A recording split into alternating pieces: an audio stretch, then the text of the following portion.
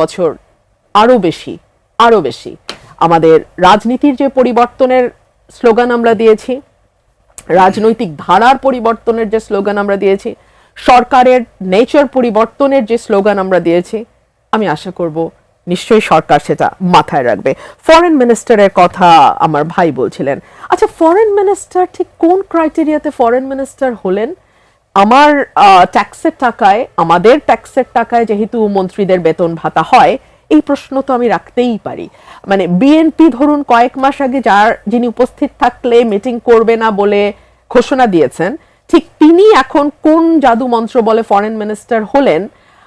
এই প্রশ্ন যদি আমি আমার ভাইকে করি, কারণ উনি যেহেতু সাংবাদিক, ওনার কাছে তথ্য থাকতেই পারে, আমি ওনার কাছে প্রশ্নটি রাখছি যে ফরেন মিনিস্টার ঠিক কি ক্রাইটেরিয়ার বেসিসে ফরেন মিনিস্টার হলেন? আর ফ্যামিলি কার্ডের ব্যাপারে certainly it's a very good initiative, why not? আমার মনে হয় চমৎকার ইনিশিয়েটিভ।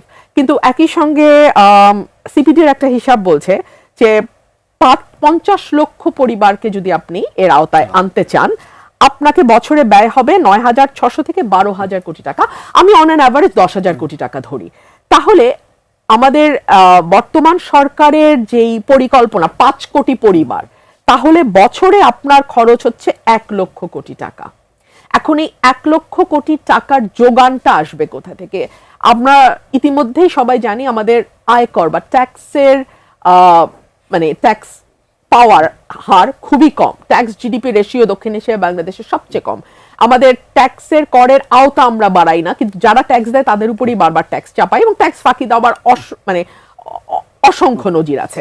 তো এরকম একটা অবস্থায় আপনি এই বাড়তি 1 লক্ষ কোটি টাকা যোগান দেয়াটা সোর্স অফ মানি কি হবে? 1, 2 হচ্ছে কেবল তো সোর্স অফ মানি না, আমাদের সোশ্যাল সেফটি নেটের আওতায় বয়স্ক ভাতা, বিধবা ভাতা, প্রতিবন্ধী ভাতা চালু ছিল। এখন এটার সঙ্গে ওটা কি যুক্ত হবে, নাকি ওই ভাতাগুলো বন্ধ হয়ে ফ্যামিলি কার্ড চলবে? আমরা পরিষ্কার না। 3 হচ্ছে, আজকে প্রথম আলোতে একটা ছবি বের হয়েছে, দেখেছেন নিশ্চয়ই, রমজানে নিত্য প্রয়োজনীয় জিনিসের যেই মানে দাবা হচ্ছিল উত্তরাতে, সেখানে কারাকারি করতে গিয়ে একজন নারী আহত হয়ে পড়ে গেছেন, কারণ ট্রাকটা চলে যাচ্ছিল, কারণ এত এত কারাকারি হচ্ছে। সো মানুষের অর্থনীতির অবস্থা ভালো না। হ্যাঁ, দ্রব্যমূল্য আপনি কি করে নিয়ন্ত্রণে আনবেন, সেটা ডে 1 থেকে কাজ করতে হবে এই সরকারকে। বিকজ অলরেডি তো আমাদের নৌ সড়ক পরিবহন মন্ত্রী বলেছেন যে সমঝোতার ভিত্তিতে চাঁদা নেওয়া যাবে। ওটা আসলে চাঁদা না। সো আসলে আমি ঠিক জানি না, এই সমঝোতার ভিত্তি যদি চলতে থাকে তাহলে মূল্যস্ফীতি নিয়ন্ত্রণ করাটা সত্যি কঠিন হবে, কারণ একেবারে উৎপাদক থেকে শুরু করে ভোক্তা পর্যন্ত যেতে যতগুলো স্তর পার হতে হয়, প্রতি স্তরে স্তরে যদি আপনাকে 5 টাকা, 10 টাকা, 100 টাকা হারে কি স্পিড মানি বলবো, চাঁদা বলবো, না কি বলবো, সমঝোতার টাকা দিতে হয়, তখন আসলে সেটা ভোক্তার কাছে গিয়ে কতটুকু পড়ে, সেটা একটা বড় প্রশ্ন। মনে হয় কিছু প্রশ্ন আছে আপনার কাছে। আমি একটা একটা করে ওনাকে বলি। উনি প্রথমত আমাকে উদ্দেশ্য করে কিছু কথা বলছেন। উনি হয়তো উনি জানেন না যে আমি 2001 সাল থেকে টকশো করি। যখন আমি একটা হোস্ট ছিলাম বিটিভির একটা টকশোতে 2001 সালে, আর টেলিভিশনে আমি কাজ করি 91 থেকে। 91 থেকে আমি 98 পর্যন্ত বিটিভি নিউজের প্রডিউসার হিসেবে কাজ করছিলাম, পিছনে কাজ করতাম, আর সামনে আসছি আমি 2001 সালে। আর 2014 পর্যন্ত আমি রেগুলার টকশোতে অ্যাটেন্ড করতাম। 2014তে আমি ব্ল্যাক লিস্টেড হয়ে যাই আওয়ামী লীগ সরকারের আমলে, এবং 18 পর্যন্ত মাঝে মধ্যে 2-1টা চ্যানেল ডাকতো। 18 পর থেকে আমি টোটালি বন্ধ ছিলাম। এখন রুমিন আপার সৌভাগ্য, কিংবা আমি জানি না, উনি ডাক পেতেন, আমি কিন্তু ডাক পেতাম না। আমি যদি কোনো চ্যানেলে ডাক না পাই, আপনি যদি আজকে আমাকে না ডাকতেন, আমি তো জোর করে আসতে পারবো না। আমি কিন্তু এরকম না, এবং আমি আমার দেশে জন্মলগ্ন থেকে আসি। তার আগে মানব জমিনে, তার আগে দৈনিক বাংলায় ছিলাম। তো আমার দেশের বয়স হলো 2004 সালে আমরা শুরু করেছি। তো 4 থেকে 26 এখন কত বছর হলো? 22 বছর। তো 22 বছর থেকে এখানে আসি, এবং আমার দেশের উপর কি টর্চার হয়েছে সবাই জানে, দেশবাসী জানে, এবং আমরা কি ভূমিকা রেখেছি আওয়ামী লীগের বিরুদ্ধে রুমিন আপা খুব ভালো করে এটা জানেন। এটা জানার পর হয়তো উনি জানেন না যে আমি আমার দেশের শুরু থেকে আমার দেশে ছিলাম কিনা, ওটা হয়তো উনি জানেন না, কিন্তু আমার দেশের শুরু থেকে ইনফরমেশনটা ওনাকে দিলাম। সো আমার মনে হয় এরপরে ওনার মনে আর আমাকে নিয়ে কোনো সন্দেহ থাকার কোনো সুযোগ নেই, কোনো সুযোগ নেই। না, আপনি আরেকটা কথাও বলছেন, এটা এমন পর্যায়ে বলছেন যে সফট পাওয়ার কাজ করেছে, এটা কিন্তু আমাকে ইন্ডিকেট করে করেছেন। সো আপনি এটা উইথড্র করতে হবে। আমরা সফট পাওয়ার ছিলাম না, আমরা যে কি পর্যায়ে টর্চার না, হয়েছে। আমাদের of course এবং support আমি এক যুগ আমি 6টা পত্রিকায় চাকরি পেয়েছি, আমি নাম বলতে পারি কোথায় কে কিন পদে চাকরি দিয়েছিল। প্রত্যেকটা জায়গা থেকে এজেন্সির লোকজন, ডিজিএফআই, এনএসআই লোকজন আমি জয়েন করার পরে কিংবা জয়েন করার আগে আমাকে জয়েন করতে দেওয়া হয়নি। এটা হলো আমি বলে নিলাম যে আমরা কিভাবে আওয়ামী লীগ আমলে এসেছিলাম, এবং আমরা ভোকাল বরাবরই ছিলাম, সবসময় ছিলাম, এবং মামলা মোকদ্দমাও ফেস করতে হয়েছে। এনিওয়ে, তার চেয়ে রুমিনা আপাকে আমরা অনেকটা ভালো আওয়ামী লীগ আমলে, যদি আপনি সফট পাওয়ারে কথা বলেন তাহলে আমি অন্য অভিযোগ নিয়ে আসতে পারি। যাই হোক, সেটা আমি বলতে যাব না। আমি প্রায়োরিটির ক্ষেত্রে যে জিনিসটা বলছিলেন যে গভর্নমেন্ট তো 3টা প্রায়োরিটির কথা তারা বলেছে, এবং এটার মধ্যে দ্রব্যমূল্য নিয়ন্ত্রণে রাখা, এবং তারা জাস্ট রোজার দিনই আগের ওই দিনে রাত্রে থেকে সেহরি খাওয়া শুরু হয়েছে, ওই দিনে দায়িত্ব নিয়েছে। এবং আমরা তাদের চেষ্টা আমরা দেখছি কমার্স মিনিস্টারকে অনেক ইনিশিয়েটিভ নিতে এর ভিতর।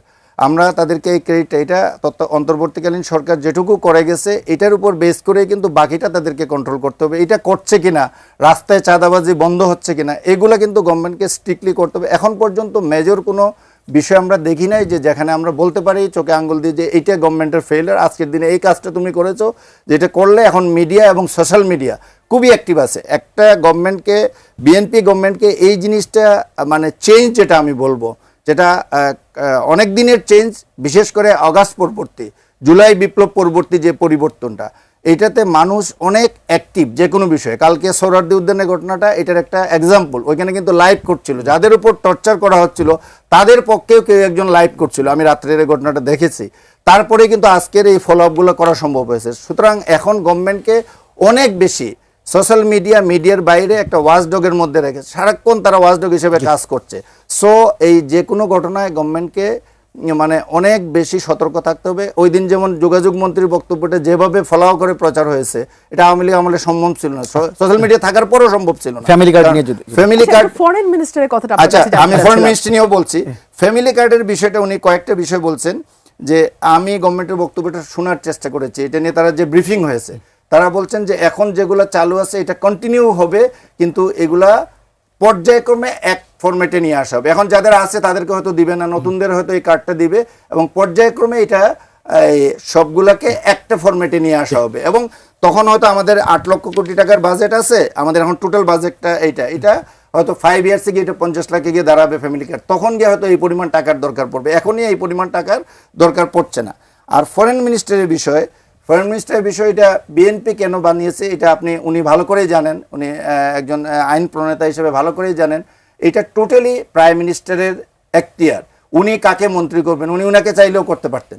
আমরা তো মনে করছিলাম উনি হয়তো যাবেন, এরকম আশা করছিলাম। এটা কিন্তু রাইট আছে, উনাকে করলে কিন্তু উনি রাজি হলে আর কারো কিছু বলার ছিল না, যাকে অফার করবেন উনি গেলে।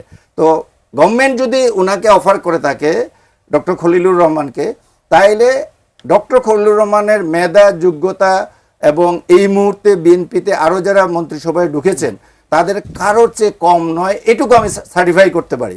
সুতরাং আমি মনে করব বাংলাদেশের মতো উনার মতো একজন যোগ্য ব্যক্তিকে তারেক রহমান ফরেন মিনিস্টার হিসেবে চুজ করে আলটিমেটলি উনি সঠিক সিদ্ধান্ত নিয়েছেন, আমার ব্যক্তিগত মতামত এটা। এবং এটার পক্ষে আপনি বললে আমি অনেক যুক্তি দিই, উনি অন্য কোন জায়গায় বলতে পারেন যে ওনাকে নিয়ে সেই বিষয়গুলো আসতে বিরতিতে যাব, কিন্তু আমি খুব ছোট্ট একটা ইয়ে ছিল, আমি জানি উনি বিষয়টা অ্যাড্রেসই করলেন না। আমি বলেছিলাম যেই ব্যক্তিকে উপস্থিত থাকলে বিএনপি মিটিং করবে না বলেছিল, তাকে কেন ফরেন মিনিস্টার? আমি তার যোগ্যতা নিয়ে প্রশ্ন তুলিনি। উনি দিয়েছেন, উনি বলছেন যে আমার সম্পর্কে একজনের ভিন্ন মত থাকতে পারে, এই মতের পরিবর্তন হতে পারে। উনি যে এই প্রশ্নটা কিন্তু সাংবাদিকরা ওনাকে ভেরি ফার্স্ট ডে করেছিল, উনি সেটা বলছেন যে পরিবর্তন হতে পারে আমার মতে, বাট উনি বিএনপির সাথে ভেরি মাচ টাচ। আপনি অনেকগুলো কথা আপনি জানেন, লাইনস এর ব্যাপার আছে, রিডার্স প্রেমিস বলে একটা ব্যাপার আছে, একই রকম ভাবে ভিউয়ার্স প্রেমিসও একটা ব্যাপার আছে। সো এই বিষয়গুলো, অস্পষ্টতাগুলো আপনি বলতেই পারেন আপনার ব্যাখ্যা, যে মানুষ কান ভারী করেছে পরে আবার কান পাতলা হয়েছে, কিন্তু এই প্রশ্নগুলো থেকে যায়। এবং যখন গভর্নমেন্ট যাওয়ার একদিন আগে একটা ভয়াবহ রকম চুক্তি হয় ইউএস এর সাথে, যখন তিনি ফরেন অ্যাডভাইজার ছিলেন, এবং তিনি ওই অ্যাডভাইজারশিপ না, ফরেন অ্যাডভাইজার ছিলেন না, সরি, উনি প্রতিরক্ষা, হ্যাঁ, কিন্তু তো এই ন্যাশনাল সিকিউরিটি অ্যাডভাইজারের পদ থেকে না সরার মানে উনি কিন্তু মানে পদত্যাগের সময়টা উনি পান নাই। হ্যাঁ, অটো এটা পদত্যাগের কোনো বিষয় না, অটো হয়ে যায়, উনি এখানে চলে এটা বাতিল হলে অটো শপথ নিলে অটো হয়ে যায়, চলে এসেছেন। তো এই প্রশ্নগুলো রাখে। এই প্রশ্ন ঠিক আছে, আমরা বিরতিতে যাবো। যাওয়ার আগে জাহিদ ভাই একটু ছোট্ট করে জানতে চাই, আপনি বলছিলেন যে রুমিন ফারহানা ইচ্ছে করলে তাকে মন্ত্রী করা যেত, মন্ত্রী করলে কোন মন্ত্রণালয়ে বেশি ভালো হতো রুমিন ফারহানার জন্য? উনি নিজেই বলতে পারবেন, উনি অনেক জায়গায় ভালো করতে পারতেন। উনি যদি ল পার্লামেন্টারি অ্যাফেয়ার্স হতেন খুব ভালো হতো। উনি নারী বিষয়ক নারীদের মঙ্গলের জন্য অনেক কিছু করতে অনেক সবচেয়ে ভালো করতে পারবে একজন পার্লামেন্টারিয়ান হিসেবে। আচ্ছা ঠিক আছে, আমরা এবং স্বাধীনভাবে উনি মানুষ ভাবুক কোন মন্ত্রণালয়ে তাকে বেশি মানাতো, আমরা বিরতি ঘুরে আসি। ব্যারিস্টার রুমিন ফারহানা এই কয়েকদিন আগে আপনি একটা ইন্টারভিউতে খালিদ মহিউদ্দিনের একটা ইন্টারভিউতে বলেছিলেন যে খুলনা, বরিশাল, রাজশাহীকে আওয়ামী লীগ বিদেশের মতো করে ফেলেছে। মানে এই ধরনের কথা অনেকে কিন্তু এক ধরনের একটা মানে কি বলে কনক্লুশন আসতে পারে যে আপনি আওয়ামী লীগের প্রতি একটু সফট কিনা, আপনার বক্তব্য আওয়ামী লীগের প্রতি একটু সফট কিনা, বা নানা অন্যান্য বক্তব্য মিলে যদি। হ্যাঁ, ভালো বলেছেন।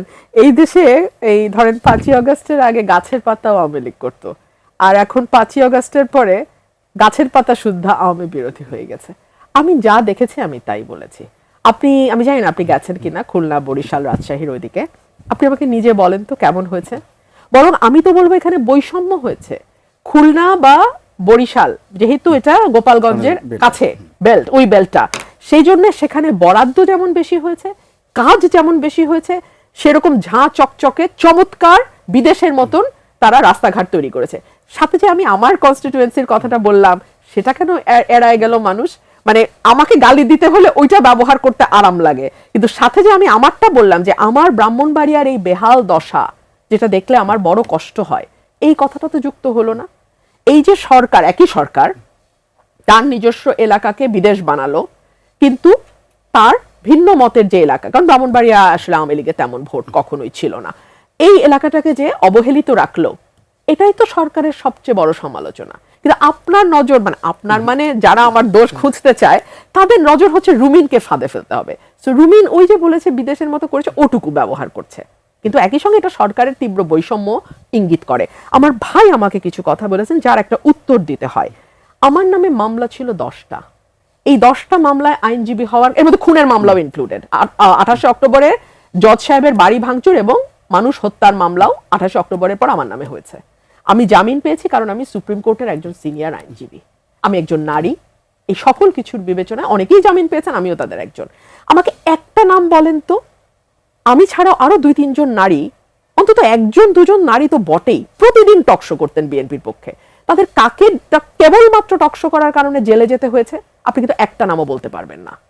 On the top of everything আমি একজন আইনজীবী, মানবাধিকার কর্মী, নারী, এবং last but not the least বাংলাদেশের আজকের প্রতিষ্ঠা হওয়ার পেছনে যাদের অবদান আছে তাদের একজনের সন্তান আমি।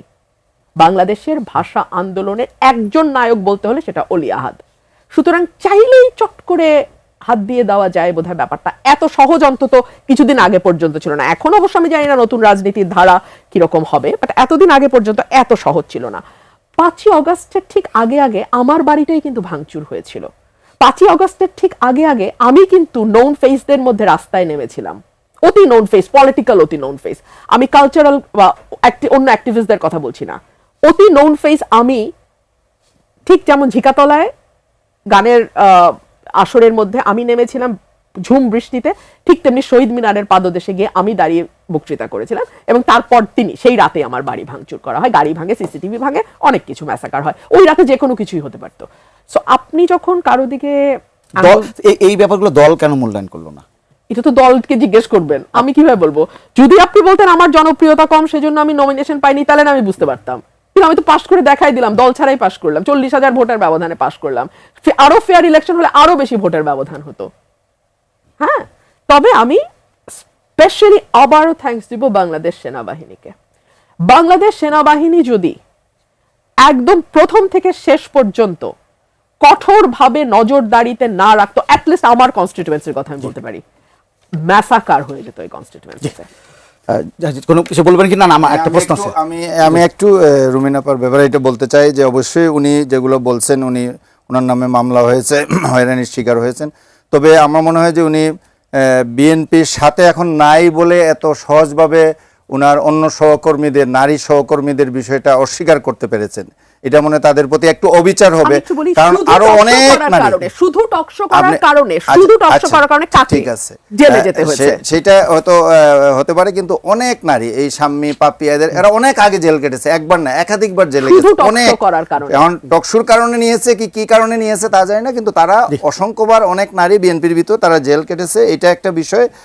আর একটা বিষয় যেটা বলছিলেন, ঠিক আছে, আপনি আপনার পরের প্রশ্নটা করতে পারেন। আমার প্রশ্ন হচ্ছে আমি এই ব্যাপারটা থেকে বের হয়ে একটু আজকে একটা বড় গত 2 দিন ধরে আলোচনা আসছে, রাষ্ট্রপতি একটা ইন্টারভিউ দিয়েছেন একটা পত্রিকায়, আপনি ইন্টারভিউ নিশ্চয়ই করেছেন, সেক্ষেত্রে মন্তব্য জানতে চাই। এবং একটা জিনিস জানতে চাই, উনি আজকে যে মন্তব্য বলেছেন যে বিএনপি যদি চায় যে তিনি রাষ্ট্রপতি থাকবেন তাহলে উনি থাকতে পারেন, উনি এবং যদি চায় তিনি চলে যাবেন। আপনার কাছে মনে হয় যে আমি যে খলিলুর রহমানের যদি ব্যাপারটা নিয়ে আসি, যে বিএনপি কি এই রাষ্ট্রপতিকে রেখে দিতে পারে এমন কোনো সম্ভাবনা আছে কিনা? দেখেন, আমি এখানে 2-3টা বিষয়ে বলতে চাই। 1 নম্বর কথা হলো যে বিএনপি চাইবে কিনা এটা বিএনপির নেতৃত্বই ভালো বলতে পারবে, এটা আমি বলতে পারবো না, কিংবা আমি এখানে সাজেশন দেওয়ারও কেউ নেই। কিন্তু আমি যতটুকু বুঝি যে বিএনপি তাকে কন্টিনিউ করতে চাইবে না, কারণ আপনি আরেকটা দলের নির্বাচিত, আওয়ামী লীগের মতো একটা দলের নির্বাচিত রাষ্ট্রপতি, যিনি আওয়ামী লীগের একবারে পরীক্ষিত একজন নেতা বিভিন্নভাবে, তাকে রাষ্ট্রপতির মতো একটা জায়গায় রেখে দিয়ে তার সরকার পরিচালনা করবে, এটা আমার বিশ্বাস হয় না।